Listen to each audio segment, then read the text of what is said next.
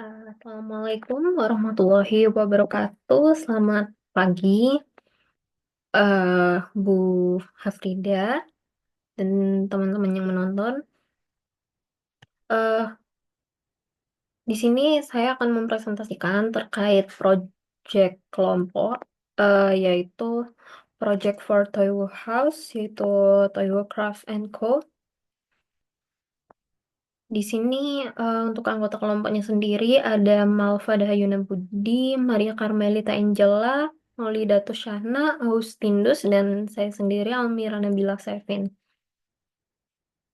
Untuk latar belakangnya sendiri, yang pertama ada profil Toiwo House, yaitu di mana didirikan di 2020 oleh eh, Mas Kristo, selaku pengusaha muda dengan latar belakang DKV, dan beliau terinspirasi dari drama Itaewon Class pada saat itu. Nah, untuk lokasinya sendiri menggunakan lokasi rumahnya sendiri yang didukung oleh kakak perempuannya juga di bidang tata boga sehingga operasional dari Toiwo House itu dapat berjalan. Kemudian berani membuka usaha di tengah pandemi karena dibukanya pada bulan Oktober dan berhasil mempertahankan stabilitasnya hingga saat ini. Kemudian yang kedua ada keunikan dan daya tarik.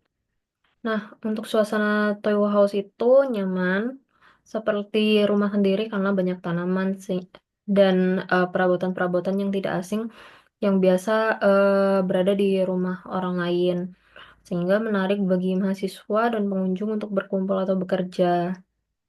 Nah, pelayanan yang ramah, fasilitas lengkap seperti WiFi dan stop kontak itu sangat mendukung juga bagi pengunjung untuk melakukan aktivitas seperti work from cafe dan untuk mengerjakan tugas. Kemudian, awalnya mereka ini berfokus pada sajian menu Korea, tetapi karena ingin lebih banyak dijangkau oleh orang-orang, akhirnya mereka berkembang ke menu makanan Asia yang lebih variatif dan sesuai dengan selera masyarakat Indonesia. Kemudian yang ketiga ada tantangan yang dihadapin. Nah, karena menggunakan rumah sendiri dan itu eh, dalam sebuah gang yang kecil dan terbatas, jadi fasilitas parkirnya kurang memadai, terutama bagi tamu yang menggunakan mobil seperti itu. Kemudian ada waktu tunggu panjang karena keterbatasan sumber daya manusia, karena saat ini hanya Kak Kristo dan kakak perempuannya yang melakukan operasional di Toyo House. Kemudian Kristo sendiri harus menangani banyak tugas sekaligus, mulai dari fotografi, terus kemudian operasional Toyo House dan eh, pekerjaan-pekerjaan lainnya sehingga menyebabkan kelelahan. Nah, kemudian yang keempat ini adalah strategi peningkatan kunjungan. Dari eh, tantangan tersebut, Toyo House mau meningkatkan eh, brand awareness-nya untuk lebih dikenal oleh banyak kalangan. Kemudian eh, untuk memperluas jangkauan dan menarik minat para pengunjung, kami berniat untuk mengadakan proyek workshop kerajinan. Dan workshop ini tuh bertujuan untuk membangun suasana positif dan meningkatkan daya tarik tempat Toyo House. Nah, yang kelima yaitu workshop kerajinan. Jenis workshop yang akan kami lakukan contoh-contohnya adalah crochet, terus punch needle, flower bouquet, meronce, dan lain-lain. Nah, untuk fokus kami di workshop pertama adalah crochet karena dari keluarga Kristo, yaitu ibunya, memiliki keahlian merajut dan dapat menjadi pemateri, sehingga mengurangi biaya penyelenggaraan, yaitu di fee materinya. Nah, berikut untuk dokumentasi dari Toyo House itu sendiri dapat dilihat bahwa tempat parkirnya, bahan parkirnya itu sangat terbatas, hanya muat beberapa motor dan itu bisa dihitung. Kemudian eh, untuk suasananya sendiri dapat dilihat bahwa sangat nyaman dan di Toyo House sendiri itu banyak akses stop kontak sehingga dapat memudahkan para pelajar dan para orang-orang yang ingin work from cafe. Kemudian ini ada profil tim. Yang pertama ada Austin Du selaku ketua tim. Kemudian ada Maria Carmelita Angela sebagai koordinator acara. Kemudian ada Maulida Tusyahna sebagai koordinator logistik. Kemudian ada Malvada Hayuna Budi sebagai koordinator pemasaran yang akan bertugas memasarkan acara. Kemudian ada saya sendiri, koordinator keuangan, yang nantinya akan mengelola anggaran proyek serta mengawasi penggunaan dana dan menyusun laporan keuangan. Untuk timeline-nya sendiri seperti ini, yang mana kita untuk perencanaannya berfokus pada minggu pertama dan kedua, kemudian di minggu ketiganya kita pengadaan bahan, dan minggu keempatnya kita promosi acara, untuk minggu kelimanya kita persiapan pelaksanaan workshop. Jadi kita preparing mulai dari packing dan lain sebagainya untuk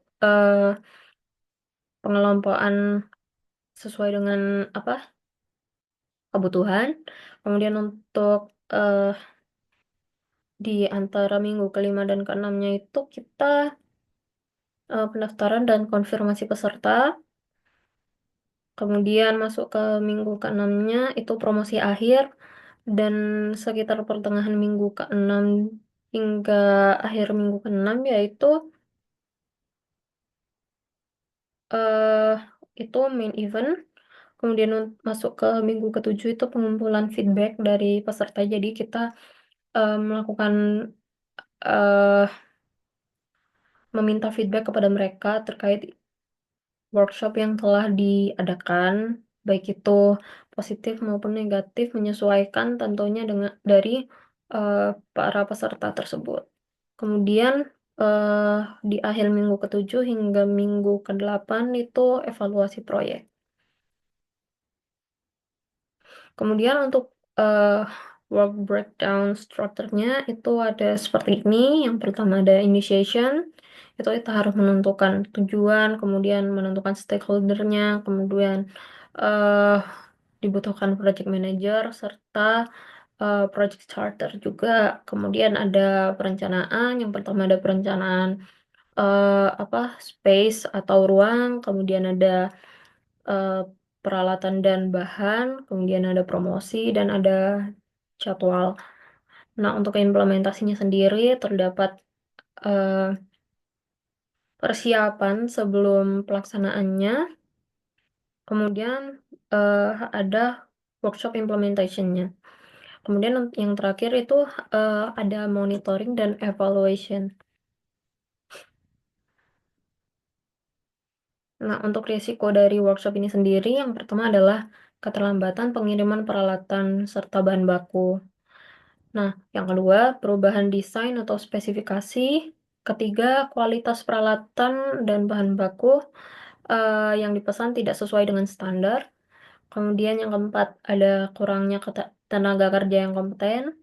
Kemudian yang kelima, ada perubahan anggaran yang tidak terduga, misal eh, perbedaan harga real antara bahan dengan yang eh, kita prediksikan, kita masukkan ke RAB gitu.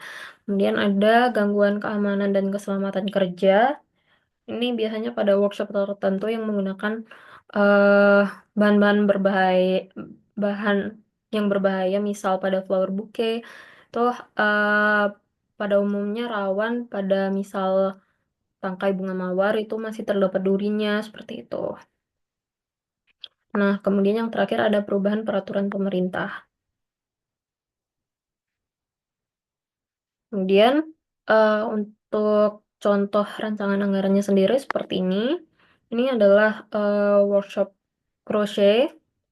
Jadi untuk biaya bahannya, kemudian narasumber, biaya promosi, biaya konsumsi, sertifikat, biaya lain-lain, dan total biayanya sendiri, mencapai 1.320.000. Nah, untuk kesimpulannya yaitu project ini, project handicraft workshop di Toyo House merupakan langkah awal untuk mengembangkan komunitas pecinta kerajinan tangan khususnya di wilayah ini, di dalam lingkup kecilnya itu adalah Toyo House dan dalam lingkup besarnya itu adalah, Malang Raya dan sekitarnya. Kemudian dengan mengadakan workshop secara rutin, diharapkan dapat muncul komunitas yang saling mendukung dan berbagi pengetahuan, sehingga dapat memajukan industri kerajinan tangan lokal dan, meningkatkan meningkatkan, keramaian di meningkatkan brand awareness di Toyo House. Ini dokumentasi dari wawancara.